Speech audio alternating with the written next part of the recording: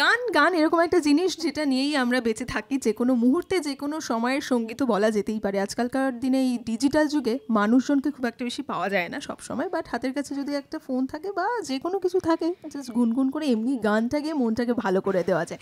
আর আমার show coffee house ঠিক তুমি শুনতে পাও বিকেল 4টা থেকে 6টা শুধুমাত্র রেডিও নিউ টাউনে। আর সেখানেই আজকে আমার গেস্ট গৌরব সরকার। ওয়েলকাম গৌরব, কেমন আছো বলো? হ্যালো, আর দারুণ আছে, আমাকে দেখে তো ভালো লাগছে, ভালো লাগছে, হ্যাপি, আনন্দে আছি। ব্যাস, আমি সবসময় অ্যাকচুয়ালি আনন্দ থাকতেই পছন্দ করি, তো একদম সেটাই মেনটেন্ড হচ্ছে এখনো। হ্যাঁ, অনেকগুলো অ্যাপয়েন্টমেন্ট পাওয়ার পর ব্যস্ত মানুষকে আমরা এই না নিয়ে না আসতে না পেরেছি, চলে এটাই এসেছি। বা কম। আমাকে একটাই ডেট বলেছে, আমি সেদিনই সেই টাইমে বলেছি হ্যাঁ হবে। হ্যাঁ ঠিক ঠিক, এটা ঠিক। হ্যাঁ, আমাকে খুব একটা বেশি ঘোরায়নি। তো গৌরব, গান তো হবেই, তুমি যখন আছো গান তো হবেই, কিন্তু গানে আমরা একটু পরে ঢুকছি।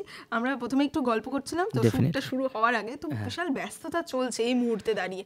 সমস্ত কিছু ম্যানেজ করছো কি করে? নিজের গানের রেওয়াজ, গান শেখানো, তারপর নানান জায়গায় শুট থাকে এখন নতুন নতুন, সেই সমস্ত কিছু ব্যালেন্স হচ্ছে কি করে? ব্যালেন্স আসলে কী বলতো, আমরা চাইলেই করতে পারি, কারণ আমি দেখেছি যে অনেকেই অনেক কিছু করে অনেক কিছু করে। তো আমরা যদি একটুখানি লাইফটাকে একটু রুটিনের মধ্যে নিয়ে চলে আসি, যে আমরা কখন কি করবো, একটু যদি প্ল্যানিংটা খুব গোছানো হয়, আমার মনে হয় সব কিছুই করা সম্ভব, সব কিছুই করা পসিবল। আর এবং সেক্ষেত্রে সবটাই আনন্দ করেও করা যায়, মানে তাতে মনে হয় না যে কোনো কাজ আমরা খুব হেকটিক হয়ে যাচ্ছে, কোনো কাজ খুব প্রেশার নিয়ে করছি। আর সবটাই দেখো, সবটাই মোস্টলি যা কাজকর্ম করি সবই মিউজিক রিলেটেড। সঙ্গীতকে ভালোবাসি বলেই এই জগতে আসা এবং সেটাকে প্রফেশন হিসেবে বেছে নেওয়া। তো সেখানকার যা যা আঙ্কিকের কাজকর্ম হচ্ছে তো সবই আনন্দ করেই করি, সেখানে কোনো রকম কোনো এরকম মনে হয় না যে এটাতে প্রিয়ার প্রেশার রয়েছে, এটাতে প্রেশারে কাজ করতে হচ্ছে, এরকম মনেই হয় না কখনো। তো প্রথমত গান নিয়ে যখন আমরা ঢুকবো, গানে কথা বলবো, তার আগে বলি গৌরব সরকারকে আমরা সকলে মিলে মাস অডিয়েন্স চিনেছে রিয়ালিটি শো এর পর থেকে একটা। তো সেই রিয়ালিটি শো এর বিষয়ে আমরা পরে আসছি। সেখান থেকে একটা খুব ভালো বন্ধু পাওয়া গেছে, সেটা হচ্ছে ঋষিতা, যারা গৌরবকে ফলো করে গানে, মানে গলায় গলায় বন্ধু, যেটা আমরা বলি যে কোনো ইনস্টিটিউট থেকে একটা বন্ধু পাওয়া মানে আজকালকার দিনে বিশাল বড় একটা পাওনা। তো ওর সঙ্গে বন্ডিংটা যখন সেই সময় রিয়ালিটি শো হয়েছিল সেই সময় বেশি স্ট্রং ছিল না আফটার দ্য শো বেশি স্ট্রং হলো? হ্যাঁ, অ্যাকচুয়ালি ঋষিতা বন্ধু তো বটেই, এবং ঋষিতা আমার একদম বোনের মতো, মানে আমাকে রাখি পরায়, আমাকে ভাইফোঁটা দেয়, মানে এর একটা বন্ডিং রয়েছে। তারপরে বন্ধুত্ব আমাদের সমস্ত খুব কোর বিষয় নিয়ে আলোচনা হয়, আমরা শেয়ার করি একে অপরের সাথে। অ্যাকচুয়ালি সারেগামাপার মঞ্চে যখন আমরা ছিলাম, যখন আমরা রিয়েলিটি শোর মঞ্চে ছিলাম, তখন ওর সাথে আমার সেই অর্থে সেইভাবে যে প্রচণ্ড বন্ডিং ছিল বা প্রচণ্ড একটা বন্ধুত্ব ছিল। আগে থেকে ওকে চিনতাম না, কারণ সেই রিয়েলিটি শোতে অনেককে আমি আগে থেকে চিনতাম, কিন্তু ঋষিতার সাথে আমার আগে থেকে আলাপ ছিল না। কিন্তু তারপর আস্তে আস্তে আলাপ ঘনীভূত হয়, আমাদের বন্ধুত্বের মাত্রা বাড়তে থাকে, এবং কম্পিটিশন ছিল। এবং দেখো, আমি সব জায়গাতেই বলি, আমি কেন তুমি করে বলছি জানি না, ভুল করে, আমি সব জায়গাতেই বলি যে আমাদের সিজনে আমরা যে রিয়েলিটি শোটাতে ছিলাম, আমাদের মধ্যে না খুব বন্ধুত্বের একটা জায়গা ছিল। এটা হয়তো সবাই সব জায়গাতেই কি বলেছে, আমাদের মধ্যে দারুণ বন্ধুত্ব ছিল, আমাদের কোনো রকম কম্পিটিশন ছিল না, কিন্তু আলটিমেটলি দেখা গেছে যে কারোর সাথে কারোর কোনো সম্পর্ক নেই। কিন্তু আমাদের ক্ষেত্রে যেটা হয়েছে, আমরা একে অপরকে গান দেখিয়ে দিচ্ছি, সে দিন হোক, রাত হোক, মাঝরাত হোক, নিজের গান হয়তো রেডি হয়নি, অন্যকে বলছি এই জায়গাটা একটু আবার কর, এটা ঠিক কর। তো আমাদের একটা ইটসেলফ একটা দুর্দান্ত বন্ডিং ছিল, এবং সেই বন্ডিংটা রিফ্লেক্টেড হয়েছে আমাদের সিজনের যে রিয়েলিটি শো তাতে। কারণ মানুষজন এত ভালোবেসেছেন, আজও প্রত্যেক দিন অন্তত একজন করে বলেন যে তোমাদের সিজনটা যা ভালো আমরা এনজয় করেছি, সেরকম আমরা কখনো পাইনি। সেইটাতে একটা ভালো লাগা তৈরি, এবং সেটার এই বন্ডিংটা মনে হয় সেটা অনেকটা তার জন্য দায়ী। তো অ্যাকচুয়ালি সেই সময় ঋষিতার সাথে আমার সেইভাবে যে মারাত্মক বন্ডিং ছিল তা নয়, বন্ধুত্ব তো ছিলই, কিন্তু এই বন্ধুত্ব ঘনীভূত হয় হচ্ছে after Sa Re Ga Ma Pa, after reality show. তার কারণ তারপর আমাদের দেখা সাক্ষাৎ বাড়তে থাকে, আর ঘটনাচক্রে ঋষিতার আমার বাড়ির দূরত্ব হচ্ছে এই 5-6 মিনিটের আর কি। তো সেই কারণেও আর আমাদের অনেক কিছু ওয়েভলেন্থ ম্যাচ করে, অনেক কিছু বিষয়, তো সেই কারণে আমাদের মধ্যে একটা বন্ধুত্ব শুরু হয়ে যায়, এবং সেটা একটা এখনো চলছে, এবং আগামী দিনও আশা করি চলবে, কারো কোনো গন্ডগোল না হলে আর কি। এই সদ্য ফ্রেন্ডশিপ ডে গেল, আজকালকার দিনে গৌরব যেটা সবসময় আমরা দেখি, বন্ধু শব্দটাতে এখন মানুষের আতঙ্ক, মানে আমরা জানি না সেটার কতদিন লং লাস্টিং হবে কি হবে না, বা আমি যাকে যতটা বিশ্বাস করছি সেই মানুষটাও আমাকে সামনে থেকে যতটা বলছে পেছনে আদৌ কি সেটা বলছে, একটা ফেকনেস চলে। কারেক্ট। আমরা যারা 90s কিড বা আমরা যারা আরেকটু পিছনে গ্রো করেছি, বেড়ে উঠেছি, সেই সময় বন্ধুটাকে একরকম ভাবে ডিফাইন করতাম, এখন সেটার সংজ্ঞা পুরোপুরি বদলে গেছে। তুমি কি বলবে, মানুষ এই যুগে দাঁড়িয়ে বন্ধুত্বটা তোমার কাছে ঠিক কতটা ইম্পর্টেন্ট? বাবা মা রয়েছে, ফ্যামিলি তো রয়েছে, বন্ধু একটা মানুষের থাকাটা জরুরি, তোমার কাছে সেটা ডেফিনেশনটা কি? দেখো, আমি একটু আগে একটা কথা মেনশন করলাম, সেটা নিয়ে আমি শুরু করতে চাই যে আমাদের জীবনের এমন কিছু কথা থাকে যেটা আমরা হয়তো কখনো সেক্ষেত্রে দেখতে গেলে মা বাবাকেও বলতে পারি না। একদম। তার জন্য কিন্তু আমাদের একজন সঙ্গী চাই, একজন বন্ধু চাই, একজন মানুষ চাই সর্বোপরি। তো আমার মনে হয় সেইটা ইজ ভেরি ইম্পর্ট্যান্ট, এবং সেই দিক থেকেই বন্ধুত্বের চাহিদা, বন্ধুর চাহিদা, প্রয়োজনীয়তা পড়ে। কারণ সেই বিষয়টা আমি যতক্ষণ তার সাথে শেয়ার করে নিতে পারছি, ভাগ করে নিতে পারছি, আমার মনটা হালকা হচ্ছে না। সেইটা একটা ভীষণ জরুরি আমার মনে হয়। দেখো, বিভিন্ন ক্ষেত্রে আমরা দেখেছি যে আজকাল ভেজালের মাত্রা অনেক বেড়ে গেছে, সেটা সব কিছুতেই বেড়েছে, বন্ধুত্ব তো বাড়বে, খুব স্বাভাবিক। হ্যাঁ, সব কিছুই তো পাল্টাচ্ছে। আমরা তো এখন আর, আমরা দেখেছি আমাদের সম্মানীয় শিল্পী হেমন্ত মুখোপাধ্যায়কে ধুতি পাঞ্জাবি পরে অনুষ্ঠান করতে, আমরা কি তা করি? আমরা দেখেছি মান্না দে একটি হারমোনিয়াম নিয়ে বাজাচ্ছেন এবং পাশে রাধাকান্ত নন্দী তবলা বাজাচ্ছেন, একজন গিটার বাজাচ্ছেন, এটাই লাইভ শোয়ের ফরম্যাট। কিন্তু আমরা কি তা করি? আমাদের এখন guitar, lead guitar, bass guitar is a very important জিনিস, যদি এই মুহূর্তে অ্যাকোস্টিক ড্রামস হয়ে গেছে আমরা স্টেজে। কারণ আমরা এখন বিষয়টাকে ওই শোয়ের পর্যায়ে নিয়ে গেছে, আমরা খুব সুন্দরভাবে দেখাতে চাই মানুষজনকে, এবং এখন সাউন্ডটাও পাল্টেছে। 1950 সালের গান আর 2024 সালের গানের ব্যাকবোন হয়তো এক হতে পারে, কিন্তু গানের খোল নলচেটা কিন্তু পুরো পাল্টে গেছে, মোড়কটা পাল্টে গেছে। যেভাবে তুমি প্রোডাক্টের মোড়কও দেখো না, পাল্টে গেছে। যখন একটা বিস্কুটের কোম্পানি তাদের প্রোডাক্ট বিক্রি করা শুরু করেছিল, তার প্যাকেজিং দেখো আর এখনকার প্যাকেজিং দেখো, সব কিছুর প্যাকেজিং পাল্টাচ্ছে। This is very important. এবার তার মধ্যে কী হয়েছে, কোনো প্রোডাক্ট আগে যা ভালো ছিল এখন খারাপ হয়েছে, বা কোনো প্রোডাক্ট তাদের মানে কোয়ালিটি মেনটেন করেছে। বন্ধুত্বও তো একটা প্রোডাক্ট, আমি যদি সেই হিসেবে দেখি, তো বন্ধুত্বও কখনো কোনো ক্ষেত্রে আমি দেখেছি যে আমার মনে হয়েছে হয়তো এর সাথে বন্ধুত্ব রেখে সে তো আমার আসল বন্ধু নয়, মানে এর সাথে আমি সেই বন্ধুত্বের ভাইব পাচ্ছি না। হয়তো সে আমার সম্পর্কে বন্ধুই, ফ্রেন্ডই বলছি তাকে, কিন্তু বন্ধুত্বর যে আসল মিনিং, সেই অর্থ ফুলফিল হচ্ছে না। তো সেদিক থেকে দেখতে গেলে আমার ভীষণভাবে মনে হয়, দেখো সব কিছুরই খারাপ ভালো দিক রয়েছে, কিন্তু আখেরে আমাদের জীবন নিয়ে যদি আমি বিচার করি, দিনের শেষে একজন বন্ধু বা অনেকজন বন্ধু বা বন্ধুত্বের ভীষণ ভীষণ প্রয়োজনীয়তা রয়েছে। একেবারে তাই। তো বন্ধুত্ব নিয়ে যখন কথা হচ্ছে, বন্ধুত্বের একটা গান হোক না, তারপরে আমরা আবার আলোচনায় ফিরব। একদম। यारो दोस्ती बड़ी ही हसीन है, ये न हो तो क्या फिर बोलो ये जिंदगी है, कोई तो हो राज़दार, बेगरज तेरा हो यार, कोई तो हो राज़दार। यारो मोहब्बत ही तो बंदगी है, कोई तो दिलबर हो यार, जिसको तुझसे हो प्यार, कोई तो दिलबर हो यार। ইচ্ছে করে মনে হয় গানটা পুরোটাই শুনি আপাতত। ঠিক আছে, এইটুকু দিয়ে আমাদেরকে ওই দুধের স্বাদ ঘুলে মেচার মতো অবস্থা থাকতে হবে, কারণ অনেক প্রশ্ন বাকি। গৌরব, যেটা বলছিলাম, এই যে রিয়েলিটি শো, সেই তোমার সময় এবং এখনের সময় মাঝে অনেকটা বছর গেছে, অনেক কিছু চেঞ্জেস সেখানেও এসেছে, যেরকমভাবে পরিবর্তন হয়েছে। যে সময় তুমি গেছিলে সে সময় নিজে অডিশন দিয়েছিলে, আর এখন তুমি অডিশন নিতে যাও, সেই জার্নিটাকে কিভাবে এক্সপ্লেন করবে?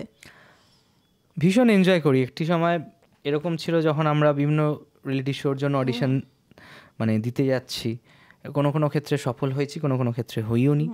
তো ফাইনালি যে মঞ্চ আমাকে এত মানুষের কাছে পরিচিতি দিয়েছে, সেই রিয়েলিটি শোয়ের একটা অংশ যখন হতে পারলাম প্রথম, তারপর সেখান থেকে স্ট্যান্ড করা, সেখান থেকে বেরিয়ে তাদের সাথে অ্যাটাচড হওয়া, সেই পরিবারের সাথে আরও বৃহত্তর পরিবার হয়ে যাওয়া সেই পরিবার।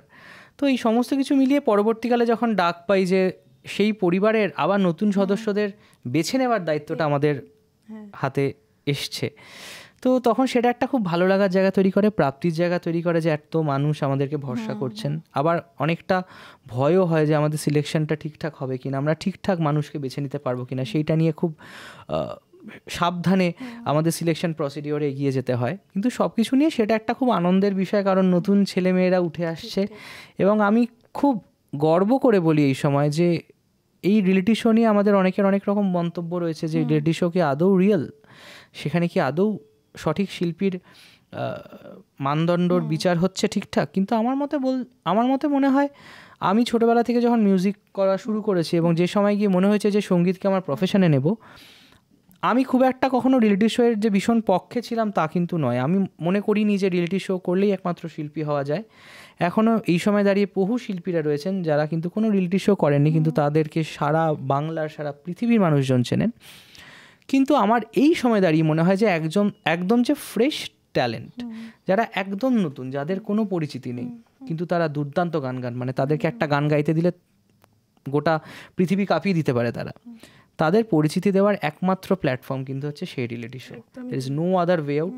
একটা সময় আরও অনেক সাপোর্ট ছিল যখন নতুন নতুন শিল্পীরা আসছে, আমরা ঠিক আমাদের আগের জেনারেশনের শিল্পীদেরই একটা অন্য বেতার মাধ্যমে অনেকটা তাদের গান শুনেছি, তাদেরকে পেয়েছি, কিন্তু কোথায় এখন সেখানে নতুন গান বা নতুন শিল্পীদের পরিচয় দেওয়া হয়, পরিচিতি দেওয়া হয়। তো সেই জন্য আমার মনে হয় রিয়েলিটি শো একটা দুর্দান্ত মঞ্চ। সেই কারণেই আমরা একটু ভীতও থাকি যখন সিলেকশন প্রসিডিওরের মধ্যে যাই, কিন্তু আখেরে আমাদের খুব আনন্দ হয় সেই প্রতিযোগী বা সেই মানুষটা যখন সেই মূল মঞ্চে এসে পারফর্ম করেন, এবং আমাদের ভীষণ গর্ব হয় যে একে প্রথম আমি সিলেক্ট করেছিলাম। একদমই তাই। আর গৌরবকে আমরা যেরকম জানি গৌরব সিঙ্গার, সে তো ঠিক আছে, কিন্তু গৌরব টিচারও, ঠিক আছে, টিচার হিসেবে কতটা স্ট্রিক্ট সেটা আমি পরে জিজ্ঞেস করবো। তার আগে তোমার একজন কি ছাত্রীকে আমরা এই মুহূর্তে দেখতে পাচ্ছি রিয়েলিটি শো? এক্স্যাক্টলি রয়েছে, সে পারফর্ম করছে, সেই প্রথম থেকেই শেখে আমার কাছে। তো সেটা আমার কাছে ভীষণ একটা প্রাপ্তি যে সে এত বড় মঞ্চে গেছে। ভালো লাগে সেই নিজের স্টুডেন্টকে টিভিতে দেখা। এই যে একটু আগে বলছিলাম না যে অডিশন নিলেই মনে হয় যে আচ্ছা এই সিলেক্ট হয়েছে, প্রথম অডিশন আমি নিয়েছিলাম, আর ওকে তো আমি প্রায় 4 বছর ধরে শেখাই। তো সেটা আরও অনেক গর্বে বুক ভরে ওঠে। মানে একটা সময় আমাদের গুরুজিদের বলতে শুনেছি যখন, যে আমি যখন কোনো ভালো কাজ করছি বলতো যে আমার তোর জন্য আমার বুক গর্বে ভরে উঠছে। এখন ঠিক সেই সেম ফিলিংটা আমার হচ্ছে আমার ছাত্রছাত্রীদের জন্য। সময় কতটা বদলে দেয়। একদম সত্যিই তাই। তো এইবার বলো তুমি টিচার হিসেবে কতটা স্ট্রিক্ট? এমনিতে দেখে মনে হয় না মানুষটাকে স্ট্রিক্ট, এবার আমি একটু জিজ্ঞেস করি। হ্যাঁ, এখানে আমার একটা দ্বৈত সত্তা কাজ করে বেসিক্যালি। আমি মানে গান শেখানোর সময় আমি একটু বেশ সিরিয়াস থাকতে পছন্দ করি, মানে তার মধ্যে মজা আনন্দ হয়, কিন্তু এরকম অনেকেই থাকে না অবাধ্য ছাত্রছাত্রী, হ্যাঁ তাদের জন্য আমাকে একটু স্ট্রিক্ট থাকতে হয়। এবং যাই হোক, মানে আমি নিজেও তো ফিল করি যে ছোটোবেলা থেকে আমিও কি আর রোজ রেয়াজ করেছি ঠিকঠাক করে, সেখানেও তো ফাঁকি দিয়েছি, কিন্তু সেই ফাঁকির মাত্রা যখন বেড়ে যায় তখন একটু বেশি স্ট্রিক্ট হতে হয়। আদারওয়াইজ আমি সেটা খুব ভালোভাবে বুঝে যাও না কোন স্টুডেন্ট রেয়াজ করেছে ঠিকঠাক? হ্যাঁ, এখন ওইটা একটা খুব বুঝতে পারি, মানে সেই গান শোনালে বা রেয়াজ শোনালেই বুঝতে পারি যে এই কদিন বসেছি সপ্তাহে, হ্যাঁ মানে করেছি তো স্যার, মানে এবার করেছি তোর মধ্যে একটা ব্যাপার আছে, করেছি তো মানে না করার কাছাকাছি আর কি। আমরা দেখেছি যে হ্যাঁ মানে আমি আসতে পারি, হ্যাঁ খুব চেষ্টা করবো, এগুলো মানে কিন্তু ভদ্র ভাষায় না, মানে আমি আসবো না, হ্যাঁ আমি চেষ্টা করব কিন্তু পৌঁছতে পারবো না, হ্যাঁ মানে তোকে আমি তো বলিনি আজকে যে আমি দেখছি রে আমি আড্ডাটায় হয়তো চলে আসতে পারবো, হ্যাঁ এই হয়তো বা এইগুলোর মধ্যে একটা ভীষণ বড় নেগেটিভিটি থাকে। আমরা খুব ভালো মানুষ তো এই জন্য একটা ভালোর মোড়কে মিশে নাটা বলতে আমাদের খুব অসুবিধা হয় কাছের মানুষদের, আমরা ওইগুলো ওই জন্য বলি। তো তার মধ্যে এইটাই আর কি, ওই যে বলে তখন বলি এই তুই কদিন রেয়াজ করেছিস, বলে স্যার এই সপ্তাহে লাস্ট দিন 2-3 দিন করেছে। আমি বলছি যে 2-3 দিন বললো, তার মানে 3টা নয় 2টা ধরতে হবে আগেরটা, হ্যাঁ মানে সেটাও নয় কিনা শিওর না। তো এইসব করে এই মজাই কাটে। ছোটবেলায় যেমন আমরা বুঝে যেতাম টিচাররা আমাদের টার্মস গুলো কি করে বুঝে যাচ্ছে, এক্স্যাক্টলি এইটা এখন আমি বুঝতে পারি যে কি করে আগে বুঝতেন মা বাবা, কি করে বুঝে যাচ্ছে যে আমি কি কি দুষ্টুমি করছি, সেগুলো এখন যখন আমি আমার ছাত্রছাত্রীদের ক্ষেত্রে প্রয়োগ করছি তখন দেখছি হ্যাঁ সব মিলে যাচ্ছে, কিন্তু তার মধ্যেও আমাদের একটা মজা থাকে, আনন্দ থাকে। কারণ আমার সবসময় মনে হয় যে মিউজিক এমন একটা বিষয়, সেটা শুধুমাত্র ধরে বেঁধে বসিয়ে তো করানো যায় না, তার মধ্যে একটা আনন্দ থাকতে হয়, ভালোবাসা থাকতে হয়। ভালোবাসাটা ভীষণ জরুরি। আমি যতদিন আমার টান থাকবে সঙ্গীতের প্রতি বা যে কোনো বিষয় যেটা প্রতি আমার প্যাশন রয়েছে, ততদিনই সেই জিনিসটার প্রতি আমার ভালোবাসা থাকবে। তো সেইটা থাকাটাও ইজ ভেরি ইম্পর্ট্যান্ট। তো সেই বকাঝকার একটা মাত্রা থাকে, কিন্তু হ্যাঁ ওইখানে আমি একটু দ্বৈত সত্ত্বা, ওখানে আমার একটা অন্য হালকা রূপ আছে। আচ্ছা, সেটা আমরা দেখতেও চাইছি না আপাতত, সেটা শুধু স্টুডেন্টদের জন্যই থাকুক। তো গৌরব, এই যে গান বাজনা হচ্ছে, গান শেখানো হচ্ছে, নিজের প্র্যাকটিস হচ্ছে, সঙ্গে তো নিজের প্রচুর গানও বের করছো এই মুহূর্তে দাঁড়িয়ে। তো সেই যখন তুমি গান লিখছো সেটার একটা তো প্রসিডিউর থাকে, তারপরে যখন শুট লোকেশন তোমায় সিলেক্ট করতে হয়, সেটা কি পুরো নিজে একা থেকেই সিলেকশন হয় নাকি না অনেকে থাকেন? কারণ তুমি ঘুরতে ভালোবাসো, তো অনেকগুলো জায়গা তোমার অফবিট তোমার থেকে পাওয়া যায়। এইটা না খুব ইন্টারেস্টিং একটা বিষয় এই মুহূর্তে দাঁড়িয়ে আমার খুব করতে ভালো লাগে। সেটা হচ্ছে যে দেখো আজকে সোশ্যাল মিডিয়ার যুগে বা নেটওয়ার্কিংয়ের যুগে আমরা বিভিন্ন ধরনের কন্টেন্ট দেখতে পাচ্ছি, এবং সেখানে কিন্তু সারা বিশ্বের কন্টেন্ট দেখতে পাচ্ছি। বিশ্বের যারা যারা ভালো কাজকর্ম করছে তাদের সমস্ত ভিডিও বা সমস্ত ছবি এসব আমরা দেখতে পাই। তো সেখান থেকে অ্যাকচুয়ালি এখন শেখার মাত্রাটা আর একটা গণ্ডির মধ্যে সীমাবদ্ধ নেই। আমার মনে হয় আমাদের সেই গণ্ডি পেরিয়ে সারা বিশ্বের যা যা হচ্ছে আমরা চাইলে শিখতে পারি। তো সেইখান থেকে আমার খুব ইন্টারেস্টিং লাগে এই মুহূর্তে যেটা স্টাডি করতে। আমি প্রশ্নের উত্তরটা রিভার্সে দেবো, আমি ফার্স্টে ভিডিওর উত্তরটা দিচ্ছি। সেটা হচ্ছে যে আমি ভীষণ সিনেমা প্রেমী মানুষ একজন, মানে আমি হয়তো সবসময় হলে গিয়ে সিনেমা দেখা হয় না, সিনেমা হলে গিয়ে তাও মাসে একটা দুটো তো হয়েই যায়, কিন্তু আমি নিয়ম মাফিক সপ্তাহে 3 থেকে 4টে সিনেমা দেখি নিয়ম করে, মানে ভালো সিনেমা যেগুলো আমার বিভিন্ন বন্ধুদের থেকে সাজেশন পাই। তো আমার কাছে এখন সিনেমা দেখা মানে হচ্ছে যে কিভাবে প্লট তারা করছে, কি কি ক্যামেরা অ্যাঙ্গেলে শ্যুট হচ্ছে, কিভাবে স্টোরি টেলিং হচ্ছে, একটা বিষয়কে বলার তো অনেক রকমের ধরন থাকে, সেই ধরনগুলো কিভাবে একজন ডিরেক্টর তিনি দেখাচ্ছেন, সেইটা আমার দেখতে, স্টাডি করতে, রিড করতে খুব ভালো লাগে। তো সেদিক থেকে দেখতে গেলে সেইটা আমাকে কিছুটা আমার মিউজিক ভিডিওটা কীরকম দেখতে লাগবে সেইটা করতে খুব সাহায্য করে। যেরকম গানটা যেহেতু আমি বানাচ্ছি, গানের কথাটা আমিই লিখি, সেই গানটার দৃশ্যায়নটা কেমন হবে, সেটা কি একটা ইনডোর স্টুডিওর মধ্যে শ্যুট করব আমরা, নাকি বাইরে গিয়ে খোলা আকাশের নিচে করব, সেইটা আমার স্টাডি করতে খুব এখন সুবিধা হয়। বা একটা গান শুনলে আমি মোটামুটি একটা ধারণা করতে পারি। এবার সেটাই যে সেরা আমি সেটা বলছি না, কিন্তু আমার যেটুকু যা বিচার বুদ্ধি সেটুকুতে আমার মনে হয় আমি যেটুকু করছি সেটুকু আমার ক্ষমতা অনুযায়ী আমি করছি। সেই আইডিয়াগুলো এখন অনেক ক্লিয়ার হয়েছে। তবে এখন একটা মজার জিনিস, এখন আমরা অন্যরকমভাবেও গান করি, সেটা হচ্ছে যে আমি জেনারেলি একটা গানের সুর আগে করি, তারপর গানের কথা লিখি। কারণ আমার কাছে ভীষণভাবে মনে হয় মানুষজন আগে সুর কানেক্ট করেন, তো সুরের প্রায়োরিটি সবার আগে আমি সেই জন্য রাখার চেষ্টা করি। তারপর আমি গানের কথা লিখি, তারপর আমরা ভিডিও বা দৃশ্যায়নের বিষয়ে ভাবি। এবার এর উল্টো প্রসেসটাও আমরা এখন করি, মানে আমরা হয়তো কোথাও বেড়াতে যাচ্ছি, তো যেটা তুই একটু আগে বলছিলি, তো সেটা অনুযায়ী আমি একটা গান বানাই, সুর করি। আচ্ছা, সেই রিকোয়ারমেন্টে, মানে এখন শুধু অডিওর অনুযায়ী ভিডিও হয় না, এখন ভিডিও অনুযায়ী অডিও হয়। সো সেইটা একটা খুব ইন্টারেস্টিং প্রসেস, সেইটা ভীষণ এনজয়ও করি। সামনে কি এরকম কিছু আসতে চলেছে? হ্যাঁ, নিশ্চয়ই আসতে চলেছে। আর একটা সারপ্রাইজ দিয়ে রাখি যে একটু আগে বন্ধুত্ব নিয়ে কথা হচ্ছিল, তো ফ্রেন্ডশিপ ডে যদিও চলে গেছে, কিন্তু বন্ধুত্ব নিয়ে খুব শিগগিরই একটা গান আসতে চলেছে, সেটা আমার আর ঋষিদারই গাওয়া। এক্স্যাক্টলি আমি বলতে যাচ্ছিলাম, এটা ছোট্ট একটা রিলসে আভাস আমার মনে হয় আভাস এসেছে। এবং আমাদের এক কমন বন্ধু রয়েছে, তার নাম পায়েল।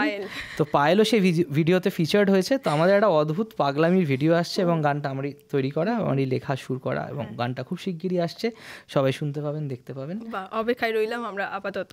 তো অপেক্ষা করবো না, নেক্সট প্রশ্নটাই ছুড়ে দেবো। সেটা হচ্ছে এই যে গান সমস্ত কিছু হচ্ছে, সমস্ত কিছু ঠিক আছে, ফ্যামিলিকে কতটা সময় দেওয়ার টাইম পাচ্ছ এর মধ্যে? স্টুডেন্ট, পড়াশোনা, সমস্ত কিছু, এটা একটা নিজেকে স্টাডি করাই বলতে হয়, মানে পড়াশোনা তো আমরা বলতে পারি না শেষ হয়ে গেছে, এখনো বিশাল পড়াশোনা চলছে। তো সেই সমস্ত কিছুর মধ্যে বাড়িতে কিভাবে সময় দেওয়া হয়? দেখ, সময় তো কমই পাই, মানে খুব যে প্রচণ্ড সময় পাই মায়ের সাথে সময় কাটানো সেটা নয়। মা একটু কখনো কখনো একা ফিল করে, কখনো কখনো আমি সেটা ফিল করতে পারি, কিন্তু সবসময় এই প্রফেশনের তাগিদে সবসময় হয়তো মায়ের সাথে থাকা হয় না।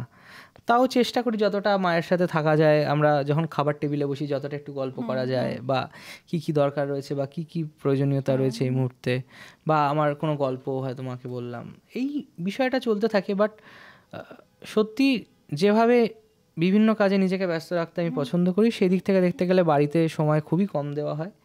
তাও তার মধ্যে যখন ফ্যামিলি গেট টুগেদার আমি ভীষণ চেষ্টা করি থাকার। বাড়িতে আমাদের একটা বিরাট পরিবার রয়েছে, মানে আমাদের একান্নবর্তী পরিবার নয়, আমরা বাড়িতে থাকি মোটে 2 জন, কিন্তু আমাদের আশেপাশে প্রচুর আত্মীয় স্বজন রয়েছে, এবং সেটা মাঝে মাঝে এই হইহুল্লোড়টা বাড়িতে শিফট হয়ে যায়, এবং সেটা ভীষণ দরকার, এবং আমাদের সকলের জন্য ভীষণ দরকার। পরিবারের এই ভালোবাসার উষ্ণতাটা পেতে আমরা প্রত্যেকেই পছন্দ করি। তো সেদিক থেকে দেখতে গেলে আমি বলবো না 100% আমি আমার ফ্যামিলিকে সময় দিই, কিন্তু আমি 100% সময় দেওয়ার চেষ্টা করি ফ্যামিলি। ব্যাস এটুকুই অনেক। মানে আরও গৌরব, যে প্রশ্নটা আমি ঢুকবো ভাবছিলাম, এখন মানে কি বলতো, আমরা চাইলেও সেই সময়টা বের করতে পারি না, কারণ নানান রকম প্রেশার আমাদের মাথায় তার আগে থেকে হ্যামার করতে থাকে, যেটার মধ্যে দিয়ে আমাদের কাজ করতে হয়।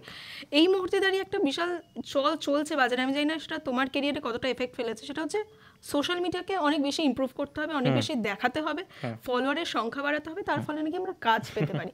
তো সেটা কতটা তোমার ক্ষেত্রে এফেক্ট ফেলেছে গৌরব? মানে কতটা সত্যি, বা কতটা তুমি কাজ করতে গিয়ে ফেস করছো? দেখো, আমি একটা জিনিসে ভীষণ বিশ্বাস করি। আজকে যখন আমি ঠিক করেছিলাম মিউজিককে আমার প্রফেশন হিসেবে নিয়ে যাব, ক্যারিয়ার হিসেবে মিউজিক থাকবে, তখন কিন্তু আমি সোশ্যাল মিডিয়া দেখে গান বাজনা শিখিনি, গান শিখতে যাইনি। সো আমি জিনিসটাতে ভীষণভাবে বিশ্বাস করি। আজকে বিভিন্ন টার্ম ইউজ হয় সোশ্যাল মিডিয়াতে, যে ভাইরাল কেউ হয়ে যাচ্ছেন, আবার তাকে 6 মাস পরে খুঁজে পাওয়া যায় না।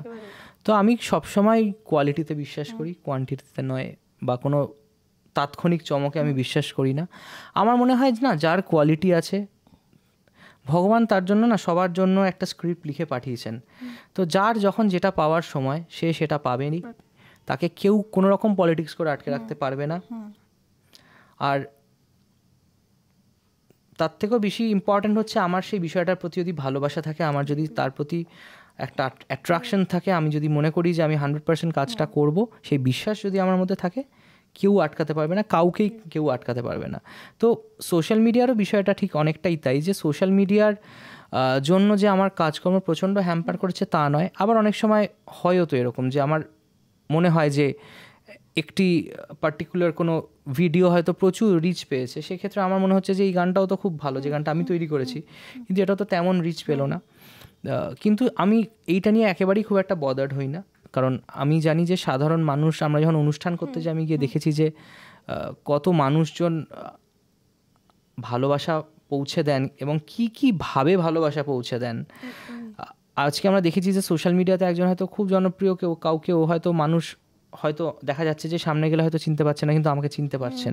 আমার হয়তো তার মতো সোশ্যাল মিডিয়াতে রিচ নয়, কিন্তু আমি এই সোশ্যাল মিডিয়াটা না খুব একটা ডাইসি বিষয়, সেটা আমাদের জীবনের সাথে এখন প্যারালালি চলছে বটে, সেটা ছাড়া আমরা চলতে পারবো না। ওই যে আমরা সময়ের থেকে বেরিয়ে গিয়ে কিছু যুগের থেকে আমরা আলাদা কিছু করতে পারবো না, তো সেটাকে তার সাথে তাল মিলিয়ে চলতে হবে। কিন্তু সেটাকে যদি আমি মাথায় তুলে নিয়ে নাচি, আমার মনে হয় সেটা ইজ ভেরি আনএথিক্যাল। মানে সেটা আমার সাথে থাকবে, পাশে থাকবে, আমার শিক্ষা, আমার নলেজ, আমার মিউজিক, আমার ক্ষেত্রে মিউজিক, বাকিদের ক্ষেত্রে অন্য কিছু, সেটার গুণগত মান যেন সবচেয়ে ওপরে থাকে, সর্বোৎকৃষ্ট হয়। তাহলে আমার মনে হয় বাকি সমস্ত কিছু আসবে যাবে, কিন্তু যে মানুষটি তার শিল্প নিয়ে এগিয়ে যেতে চাইছেন, তিনি ঠিক তার পথে এগিয়ে যাবেন একবারই। আর এখন বাজারে যেটা এসছে এআই নিয়ে প্রচুর মানুষ নানান রকম স্টেপস নিচ্ছে। তুমি কতটা চিন্তা বিষয়, এই বিষয়টা কি নিয়ে আবার ভাবছো নাকি না, যেটা হচ্ছে গোইন্দা ফ্লোর মতো ভেসে যাচ্ছে? এখন অবধি তেমন কিছু ভাবিনি আসলে। ওই যে যেটা হয় না, যে মানুষের নিজের কাছে যখন নিজের জীবনে কোনো কিছু ঝড় আসে, তখন মানুষ নিজের ঘর গোছানোর কথা ভাবেন, সেরকম কিছু এখন এআই এর তরফ থেকে কিছু আসেনি আর কি, আর্টিফিশিয়াল ইন্টেলিজেন্সের তরফ থেকে। তো আমার ভীষণভাবে মনে হয়, তবে আমরা যা যা কাজকর্ম দেখছি আশেপাশে এআই এর, কিন্তু এই সময় দাঁড়িয়ে যদি আমরা স্কুলের ছাত্রছাত্রী হতাম, আমাদের রচনায় পরীক্ষায় চলেই আসতে পারতো যে এআই আশীর্বাদ না অভিশাপ। যেরকম আমরা ছোটবেলায় বিজ্ঞান আশীর্বাদ না অভিশাপ, হ্যাঁ হ্যাঁ। তো ঠিক আমার উত্তরটা হচ্ছে ঠিক একই রকম, যেরকম সব কিছুরই একটা ভালো দিক খারাপ দিক রয়েছে, পুরোটাই আমাদের ইউজেজের ওপর ডিপেন্ড করছে। আমরা কিভাবে বিষয়টাকে, প্ল্যাটফর্মটাকে ব্যবহার করছি, সেটা ভালো হিসেবে ব্যবহার করছি না নিজের দায় এড়ানোর জন্য ব্যবহার করছি, তার উপর ডিপেন্ড করছে। That's so simple. এবং সেটা দিয়ে ভালো কাজও হচ্ছে, এআই দিয়ে আবার বেশ কিছু মানে নিম্ন রুচির কাজও হচ্ছে। তো এখন মানুষের উপর ডিপেন্ড করছে, মানুষ কিভাবে নিজেকে মেলে ধরতে চাইছেন এআই এর মাধ্যমে। গৌরব আপাতত সেটা নিয়ে একটুও ভাবছে না, কিন্তু আমিও ভাবাবো না, কিন্তু একটা গান শুনতে চাইছি এইবার, অন্য কিছু একটা গান, অন্য কিছু একটা। আমি আমার নিজের একটা গান, হ্যাঁ হ্যাঁ, নিজের লেখা, হ্যাঁ নিজের সুর, সবটা। যেহেতু একটু আগে আমরা প্ল্যানটা সবটা শুনলাম কিভাবে একটা গান তৈরি হয়, তো সেই রকম একটা গান এই গানটা শুনে, এই গানটা নিয়ে একটু ছোট্ট করে বলি। এই গানটা অ্যাকচুয়ালি ওই যে একটু আগে বলছিলাম যে আমরা খুব স্বতঃস্ফূর্তভাবে কাজ করি সবসময়, যে সব কিছু খুব ভেবে সব কিছু খুব প্ল্যান করে কাজ হয় তা না। এই কাজটাও সেরকম একটা, যে একদম স্বতঃস্ফূর্তভাবে একটা কাজ হয়েছিল, কোনো রকম প্ল্যানিং ছিল না। কিন্তু গত বছর এই কাজটি একটি বেতার মাধ্যম থেকে একটি অ্যাওয়ার্ড শো হয়, তো সেই অ্যাওয়ার্ড শোতে এই গানটা বেস্ট কম্পোজার, বেস্ট লিরিক্স এবং বেস্ট গান হিসেবে নির্বাচিত হয়েছিল। সেটা আমার কাছে একটা অদ্ভুত ব্যাপার, কারণ আমি ফার্স্টে ভাবছিলাম, মানে প্রথমত যে আমার সাথে যারা নমিনেশনে ছিলেন, মানে কম্পোজিশনে আমার সাথে নমিনেশনে ছিলেন রূপম ইসলাম, অনুপম রয়, এনারা, হ্যাঁ, মানে লিরিক্সে দেখতে পাচ্ছি নচিকেতা চক্রবর্তী, শ্রীজাতদা, মানে যাদের গান শুনে, যাদের লেখা দেখে বড় হওয়া। এবং আমার গানের, আমি স্টেজে উঠেও এবারে অ্যাওয়ার্ড পাওয়ার পর বলেছিলাম যে এই গান লিখেছি, যে এই গানের প্রত্যেকটা শব্দ এই প্রত্যেক লিরিসিস্টের, প্রত্যেকের থেকে আমার শব্দ ধার করা, এই গানের প্রত্যেকটা সুর এই কম্পোজারদের, তাদের থেকে ধার করা। আমি হয়তো পেলাম, কিন্তু আমার এই কম্পোজিশন বা এই অ্যাওয়ার্ডের মধ্যে তাদের প্রত্যেকের অবদান লুকিয়ে রয়েছে। সেই গানটা একটু ছোট্ট করে শুনি। কুয়াশা মেখে কেটেছিল দিন বেখেয়ালি রোদ শোধ করে ঋণ, ছুঁয়েছে আবার ব্যথারা যখন মেঘের পাড়া বৃষ্টিবিহীন, নীরবে কিছু কথারা পথারায় পড়ে থাকে আলতো হাওয়ায় অভিমান, খেলা থামে না মনের ঘরে, আমারি শহর পড়ে অগোচরে, জল ছবি রং মোছে সাঁঝের ভেলায় পড়ে থাকে আলতো হাওয়ায় অভিমান। মানে কিছু হয় না, কিছু আর্টিস্টের কথা শুনলে, গান শুনলে মনে হয় কানটা আরাম হয়, সেরকম হচ্ছে গৌরবদা তুমি। সিরিয়াসলি এইভাবে গান, একটা মানুষ যখন গান বানায় তখন মনে হয় যে তার নিজস্ব সন্তান জন্ম দেওয়ার মতো তাকে ছোট থেকে সেইভাবে দেখছে, ভাব প্রথমে মাথায় আসছে, তারপরে হাতে আসছে, তারপর তুমি লিখছো বিষয়টা, তারপর তো একটা লম্বা প্রসেস সবাই জানি। এখন আরও একটা চলছে ভিউজ, সেটা আদৌ কি এফেক্ট করে মানে নেক্সট কাজটার পর? মানে হয়তো একটা কাজ করছো বিশাল, সমস্ত কিছু দিয়ে প্রতিটা কাজ আমরা করি, সেইভাবে হয়তো মানুষের কাছে পৌঁছলো না, তার মানে নয় যে গানটা খারাপ বা সবটা খারাপ হয়েছে, সেইভাবে মানুষের কাছে পৌঁছলো না, রোজ প্রচুর গান বেরোচ্ছে, সেটার ভিড়ে হয়তো পিছিয়ে গেছে। নেক্সট যখন তুমি আরেকটা কাজ আবার করছো, সেই উদ্যমটা, সেই নিজেকে পুশ করাটা কতটা কঠিন হয় সেই মুহূর্তে? আমার কাছে একদম কঠিন হয় না, আমার কাছে 200% ইন্সপিরেশন থাকে নতুন গানের জন্য, কারণ আমি একেবারে পাগল নতুন গান তৈরি করার জন্য। মানে এই প্রসঙ্গে বলি, আমাদের যে বন্ধুত্বের গানটা আসছে, বেসিক্যালি সেই গানটা একটা স্ক্র্যাচ রেকর্ডিং করা হয়েছিল তার 3-4 দিন আগে। তো আমাদের, আমি ঋষিতা পায়েল, আমরা বসে একটা জায়গায় আড্ডা দিচ্ছিলাম, এবং আমরা দক্ষিণ কলকাতার ফ্রেন্ডস বলে একটি ক্যাফেটেরিয়াতেই বসে আড্ডা দিই বন্ধুরা মিলে। ক্যাফেটার নামও ফ্রেন্ডস, হ্যাঁ, এবং এটা ওই গানটার ভিডিওতেও থাকবে আর কি। তো বিষয়টা খুব মজার, সেটা হচ্ছে যে তখন আড্ডা দিতে দিতে আমাদের একটা প্ল্যানিং হয় যে এরকম একটা গান করলে কেন হয়। তখন ওরা সবাই রাজি হলো, বললো হ্যাঁ হ্যাঁ হ্যাঁ প্লিজ করো। তখন আমি ভাবলাম যে স্ক্র্যাচ রেকর্ড করেছিলাম, তো ওখানে 4টে গান রেকর্ড করেছিলাম আমি। তার মধ্যে ভাবলাম এই গানটাকে বেশ বন্ধুত্বের গান হিসেবে যদি আমি করি তাহলে বেশ মজা হয়। তো হঠাৎ করে ওই গানটাকে একটা বন্ধুত্বের গানের মোড়ক দিয়ে ফেললাম, এবং সেই গানটা তারপর আমরা রেকর্ড করলাম, বা বাকি কাজকর্ম হয়েছে। তো আমার কাছে না নতুন গান তৈরির ইন্সপিরেশন ভীষণ। মানে আমি ছোটোবেলা থেকে যখন আমার ঠিক আগের জেনারেশনের শিল্পীদের গান শুনে বড় হয়েছি, ব্যান্ডের গান শুনে বড় হয়েছি, নতুন গান, নতুন শব্দ, নতুন ভাবনা চিন্তা, নতুন আইডিয়া, নতুনভাবে একটা গানকে দেখতে পাওয়া, এই বিষয়গুলো আমাকে আজও ততটাই অ্যাট্রাক্ট করে, ততটাই ইন্সপিরেশন দেয়। তো এখনও অবধি যে বিষয়টা, আমি একেবারে ভিউয়ের ওপর ডিপেন্ড করি না যে আমার আগের গানের কত ভিউ হয়েছে তার জন্য কি আমি এখন নতুন গান তৈরি করা বন্ধ করে দেবো। নতুন গান তো সেভাবে মানুষ শুনছেন না। একটা ছায়াছবির গান যতটা জনপ্রিয় হচ্ছে বা যতটা মানুষের কাছে কাছে পৌঁছে যাচ্ছে, বেসিক অ্যালবামের গান সেইভাবে তো মানুষের কাছে পৌঁছচ্ছে না। আর আমার একটি নতুন ইউটিউব চ্যানেল, হ্যাঁ, সেই চ্যানেলে একটু ভালো গান, ভালো দৃশ্যায়ন, সেগুলোই দেওয়া হয় মানুষের কাছে। সেগুলো সেইভাবে হয়তো সবসময় সব গান পৌঁছচ্ছে না। তো সেইটা নিয়ে আমি খুব একটা একেবারেই বদার্ড হই না। আর বদার্ড না হওয়ার কারণ, ঠিক একটু আগে আমি যে কথাটা বললাম যে এই অভিমান গানটা আমার ওইভাবেই তৈরি করা একটা গান, যে আমি গান তৈরি করতে ভালো লাগে, আমি একটা গান তৈরি করেছিলাম। সেই গানটা যখন আমি দেখলাম যে নমিনেশনে গেছে, তারপরে কি সেই গান অ্যাওয়ার্ড পেলো, নমিনেশনেই বা কী করে গেল, মানে কে পাঠালো, এবং তারপরে অ্যাওয়ার্ড পেলো, মানে গোটা বিষয়টা আমার কাছে আজও আমাকে অবাক করে।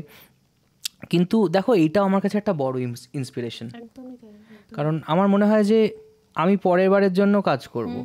এই বছরও সেই বেতার মাধ্যমে যে অ্যাওয়ার্ড সেরেমনি হয়েছিল, সেটাতে আমি কোনো অ্যাওয়ার্ড পাইনি, কিন্তু এই বছরও আমি রবীন্দ্রসঙ্গীত বিভাগ বা কম্পোজার বিভাগ, লিরিসিস্ট বিভাগে নমিনেটেড হয়েছিলাম। তো 5 জনের মধ্যে আসছি, বা আমাকে মানুষজন অ্যাটলিস্ট নোটিস করছেন, তার মানে হয়তো কোথাও না কোথাও গিয়ে গানগুলো তাদের ভালো লাগছে। হয়তো গানগুলোর প্রচণ্ড ভিউ হচ্ছে না, গানগুলো হয়তো সেই বেতার মাধ্যমে আমরা যেরকম দেখে এসেছি যে আমাদের আগের জেনারেশন শিল্পীদের গান সারাক্ষণ চালানো হয়েছে, সেখান থেকে আমরা সেই গান শুনেছি, তারপর কি ক্যাসেট কিনতে গেছি দোকানে, সেইটা হয়তো হচ্ছে না, কারণ সময় পাল্টেছে, প্রসেস পাল্টেছে, সমস্ত কিছু।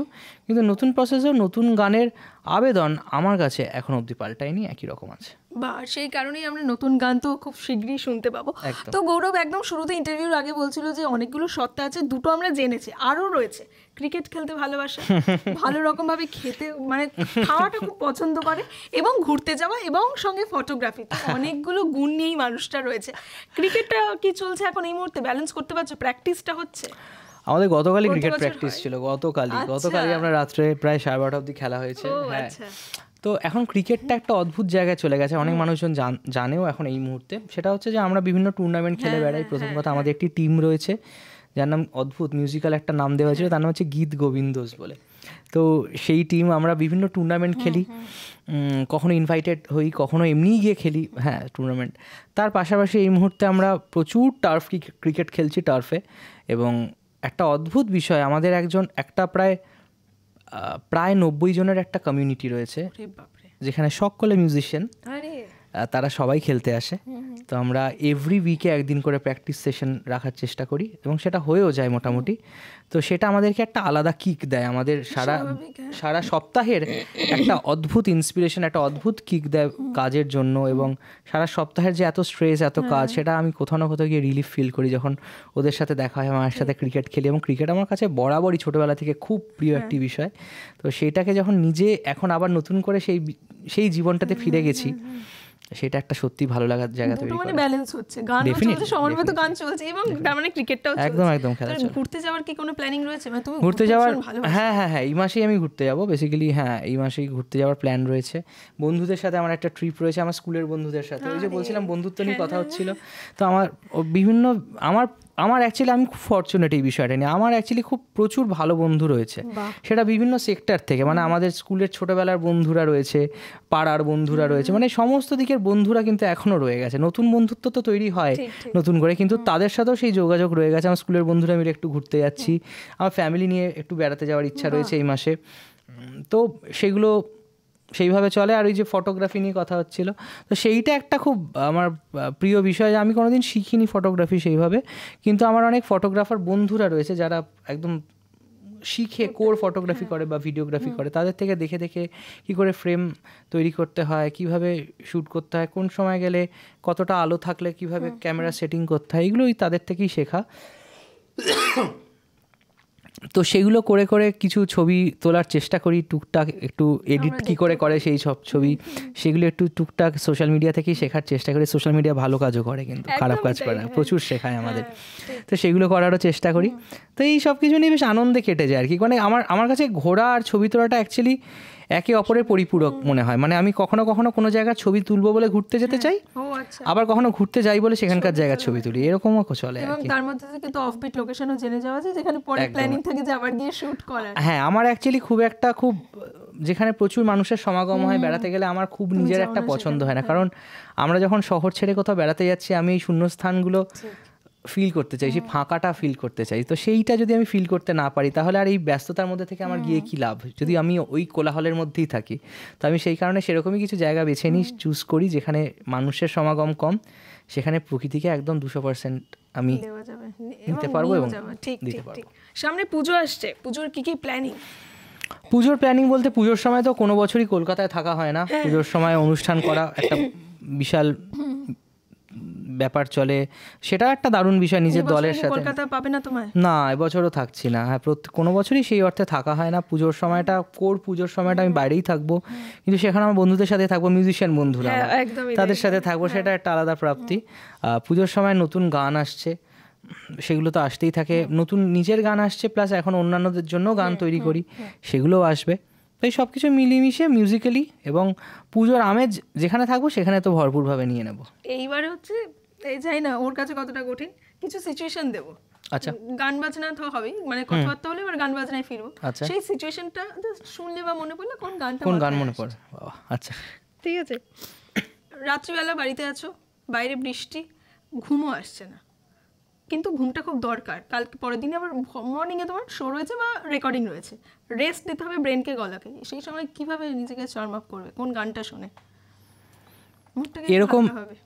এরকম সময় আমি একজন শিল্পীর গান শুনতে ভীষণ পছন্দ করি, তিনি হচ্ছেন জগজিৎ সিং। ছোট্ট করে होठों से छू लो तुम मेरा गीत अमर कर दो, बन जाओ मीत मेरे, मेरी प्रीत अमर कर दो। শুধু যে এই গানটা শুনি তা না, কিন্তু ওনার গান শুনতে এই মুহূর্তগুলোতে ভীষণ পছন্দ। বেশ, লং ড্রাইভ, সঙ্গে বৃষ্টি, সঙ্গে কেউ নেই, কোনো মানুষ নেই, তুমি একাই গাড়িতে, কোন গান? প্রচুর গান আছে, একটা গানের কথা মনে পড়ছে এই মুহূর্তে, সেই ছায়াছবিটাও ঠিক সেরকমভাবেই ধরা দিয়েছিল। कभी कभी अदिति जिंदगी में यूं ही कोई अपना लगता है, कभी कभी अदिति वो बिछड़ जाए तो एक सपना लगता है। हे अदिति हंस दे हंस दे हंस दे हंस दे हंस दे हंस दे तू जरा, नहीं तो बस थोड़ा थोड़ा थोड़ा थोड़ा थोड़ा थोड़ा मुस्कुरा।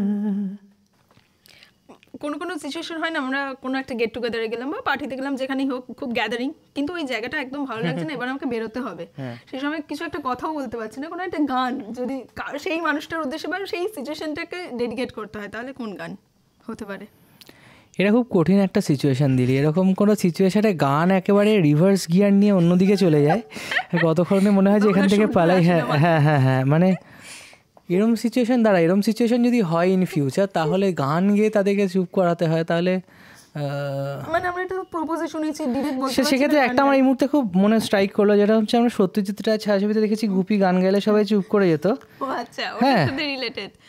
হ্যাঁ হোক, ওই ওরকম ও মন্ত্রী মশাই ষড়যন্ত্রী মশাই থেমে থাক, এটাই গাইব মনে হচ্ছে, আর কোনো গান মনে পড়ছে না এই মুহূর্তে। বেশ, জানি এটা বোধহয় খুব পুরনোই হবে, তবুও বলি, নতুন জেনারেশনের কাছে হয়তো একটা মেসেজ হতে পারে। এখন তো ভালোবাসি কথাটা বলতে জাস্ট কিছু ভাবতে হয় না, জাস্ট সবাই বলে দেয়। আগের দিনে চিঠি পড়তাম, এই পড়তাম, নানা রকম কিছু, মেসেজও ছিল না সেই সময়। কিন্তু যদি এই মুহূর্তে দাঁড়িয়ে কোনো মানুষ গানে গানে কিছু একটা বলতে চায়, গৌরব সেখানে কি বলবো? এই জেনারেশন ছেড়ে দিলাম, গৌরবকে যদি মনের মানুষকে মনের কথাটা জানাতে হয়, তাহলে গৌরব কোন গানটা ডেডিকেট করবে? মনের মানুষকে